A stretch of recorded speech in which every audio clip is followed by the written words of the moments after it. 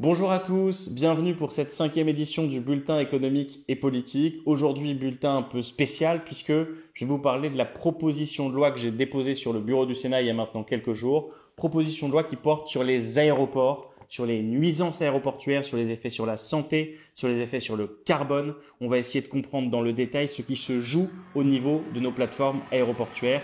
Tout de suite, générique. Monsieur le ministre, chers collègues, cette COP28, elle est placée sous le signe du bilan. Et vous voyez bien que les inégalités, elles progressent dans ce pays. C'est bien qu'on... Non, c'est pas un autre. Non, c'est pas un autre sujet. Pouvez-vous tout simplement nous dire que c'était un accident et non un précédent?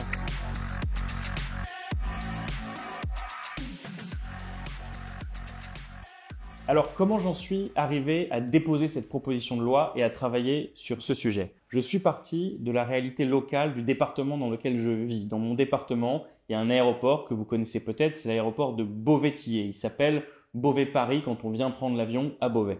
C'est un aéroport de 4,5 millions de passagers par an et c'est un aéroport sur lequel il y a un projet d'extension énorme puisqu'il est dit qu'il faut le porter aujourd'hui à 10 millions de passagers par an.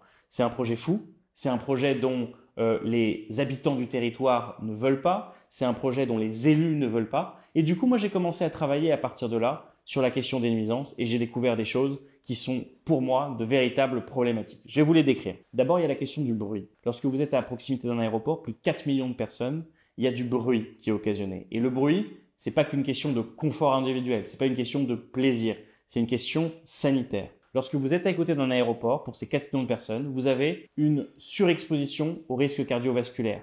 Vous avez une surexposition à la perturbation de vos systèmes endocriniens. Vous avez de la gêne, vous avez moins de sommeil, vous avez un sommeil de moins bonne qualité. Et tout ça crée un environnement de risque sanitaire et ça a été très bien quantifié, ça a été quantifié de manière très claire. Ça coûte, les conséquences du bruit, ça coûte aux systèmes sociaux 13,6 milliards d'euros par an. Donc c'est pas rien. Ce qui se passe au niveau du bruit, c'est important. Mais le bruit, c'est pas le seul sujet. Il y a aussi l'air que vous respirez. Et là, il y a une étude qui vient de sortir, qui est une étude d'Air Paris, qui est l'autorité qui, au niveau d'Orly et de Roissy, fait les mesures sur la qualité de l'air. Eh bien, lorsque vous êtes à Roissy, vous avez 23 000 particules fines au mètre carré. Vous avez un air qui est aussi pollué aux particules ultra fines que si vous étiez au milieu du périphérique parisien. Donc vous avez un air qui est très pollué et vous avez une surpollution dans un rayon de 10 km. Qu'est-ce que c'est que ces particules fines? C'est un poison lent, c'est un poison silencieux, c'est un poison qui entraîne une surmortalité avec 40 000 décès qu'on impute chaque année aux particules ultra fines. Donc quand vous vivez à proximité d'un aéroport, vous faites face à l'ensemble de ces difficultés. Ça, c'est le sujet des nuisances. Et ce sujet des nuisances, il rejoint évidemment une autre grande problématique, c'est la question de nos engagements climatiques, c'est la question de l'accord de Paris, c'est la question du respect des normes en matière de CO2.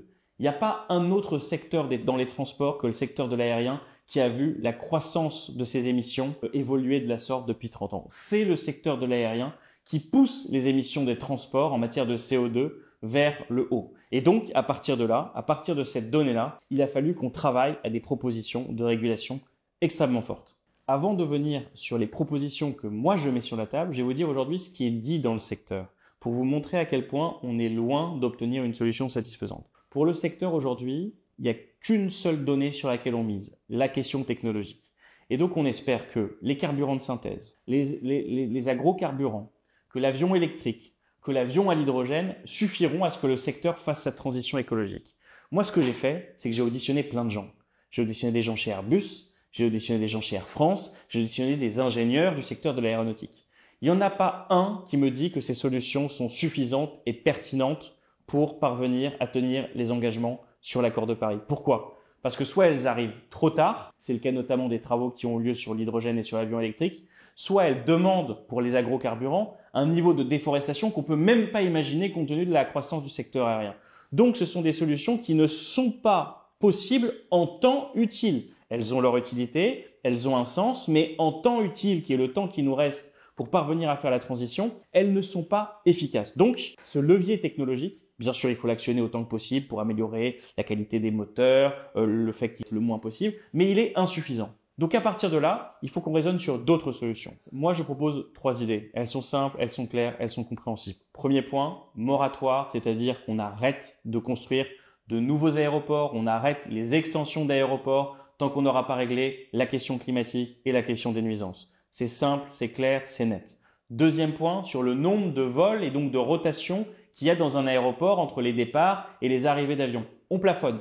On se met au niveau de 2023. C'est pas la décroissance, c'est pas la suite de l'augmentation du transport aérien comme certains en rêvent, c'est le plafonnement. Pour l'instant, on n'est pas sûr de pouvoir tenir les accords de Paris avec les solutions techniques qui nous sont apportées. Donc, dans l'intervalle, on plafonne. Et ça, c'est pas quelque chose qui sortirait de ma tête ou de nulle part. Il y a des aéroports, je prends même Orly, qui ont décidé que dans leur plan 2030-2035, eux-mêmes, ils s'auto-limitent. Donc, la loi peut aussi venir plafonner pour le reste des aéroports. Orly est capable de s'auto-limiter. Vous avez l'aéroport d'Amsterdam, le gouvernement des Pays-Bas, qui à un moment souhaitait avoir un plafond qui était une diminution de 9% par rapport à l'existant.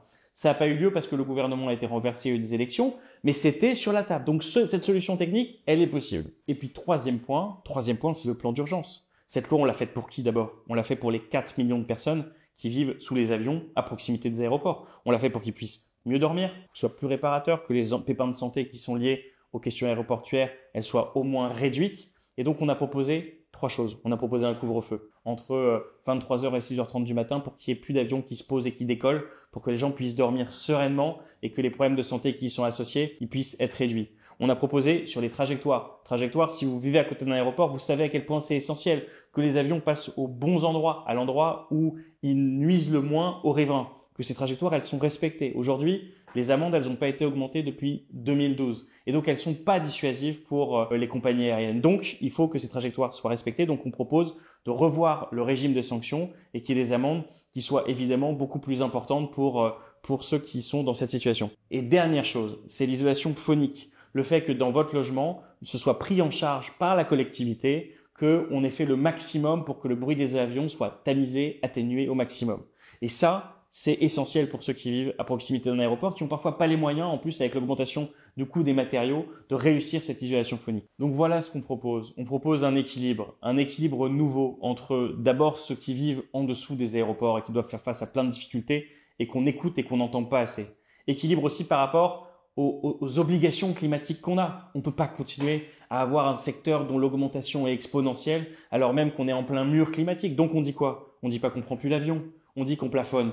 Donc c'est même pas de la décroissance, c'est de dire déjà on plafonne tant que le secteur aérien n'a pas réussi à nous faire la démonstration qu'il a des nouvelles technologies qui sont compatibles avec l'accord de Paris. C'est un choix rationnel. Trouver les solutions, trouver les équilibres pour que à la fois ceux qui voyagent, à la fois ceux qui vivent avec les aéroports, à la fois les compagnies aériennes et le secteur de l'aéronautique qui n'est pas un petit secteur pour la France, tout ça puisse coexister, cohabiter. Voilà, si vous partagez l'esprit de cette proposition de loi, donnez-nous de la force. Likez, commentez, partagez, abonnez-vous. Surtout, partagez à ceux que vous connaissez qui vivent dans ces zones aéroportuaires, qu'ils sachent qu'ils ne sont pas seuls, qu'il y a des élus qui les défendent, qu'on va essayer de faire prospérer cette proposition de loi. C'est quoi les prochaines étapes pour être clair? D'abord, il faut qu'elle soit validée par mon groupe politique et ensuite, on va la nicher. Nicher, ça veut dire quoi? La mettre à l'ordre du jour du débat parlementaire. Et lorsqu'elle sera à l'ordre du jour du débat parlementaire, on va essayer de la faire adopter. Et si elle est adoptée, elle deviendra la loi de la République et notre loi à tous. Donc, n'hésitez pas. Donnez-nous de la force. À très bientôt pour une nouvelle vidéo du bulletin économique et politique. On va mettre un petit lien avec les équipes pour que vous puissiez soutenir la proposition. Comme ça, on arrivera aussi devant nos élus en disant, vous voyez, il y a tant de citoyens qui sont d'accord avec nous et qui veulent aller plus loin sur la régulation du secteur aéroportuaire. À très bientôt.